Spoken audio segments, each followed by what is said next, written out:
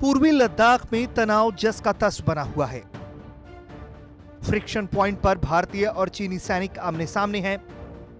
भारतीय सेना की रणनीति और एक्शन के चलते चीनी सैनिक अब भले किसी भी साजिश को अंजाम नहीं दे पा रहे हों, लेकिन उनके पीछे नहीं हटने से तनाव कम नहीं हो पा रहा। लेकिन इसमें कोई शक नहीं कि चीन को पीछे हटना ही होगा। इसके अलावा उनके पास और कोई विकल्प भी नहीं है।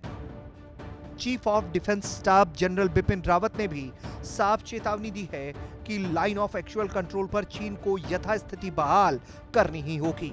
पूर्वी लद्दाख में एलएसी पर जारी सैन्य गतिरोध का हल निकालने के लिए कमांडर स्तर की हुई वार्ता में भारत ने चीन को एक बार फिर साफ कर दिया है कि एलएसी की यथास्थिति में बदलाव किए बिना ही सैनिकों को पीछे हटने का रास्ता निकालना होगा। एलएसी के दुर्गम इलाकों में तैनात सैनिकों को पीछे हटाने के लिहाज से हुई कमांडर स्तर की 8वें दौर की ये बैठक भारत और दोनों के लिए बेहद अहम है। भारत के विदेश मंत्रालय ने भी शांति के लिए बातचीत जारी रखने की बात कही है। वहीं इसके पहले general Rawat national defence college की 60वीं सालगिरह के मौके पर आयोजित वेबिनार को संबोधित करते हुए कई बड़ी बात बोल गए। हालांकि उन्होंने ये भी माना है कि चीन के साथ बड़े पैमाने पर युद्ध की आशंका नहीं है, लेकिन भविष्य में उनके साथ संबंध कॉम्पिटिटिव ही रहेंगे। दरअसल चीन के अड़ियल रुख की वजह से एलएसी पर गतिरोध बना हुआ है। चीनी सैनिक अभी फिंगर 4 रिज लाइन पर हैं।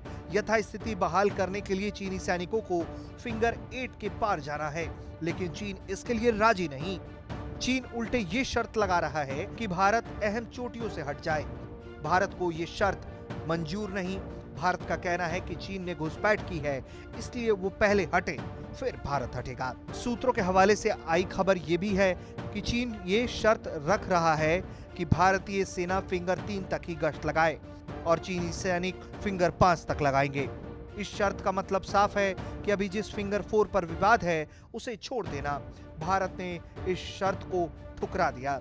एलएसी पर भारत चीन के बीच ये विवाद बीते 6 महीने से जारी है।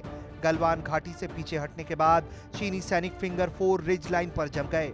यहां भी उन्होंने 2-2 बार घुसपैठ की कोशिश की, लेकिन भारतीय जवानों ने नाकाम कर दिया। फिलहाल पैंगोंग सो लेक के दोनों किनारे अहम चोटियों पर भारतीय जवान काबिज हैं और इसलिए चीनी सैनिक अब कोई नई साजिश नहीं रच पा रहे हैं। ब्यूरो रिपोर्ट, भारत तक।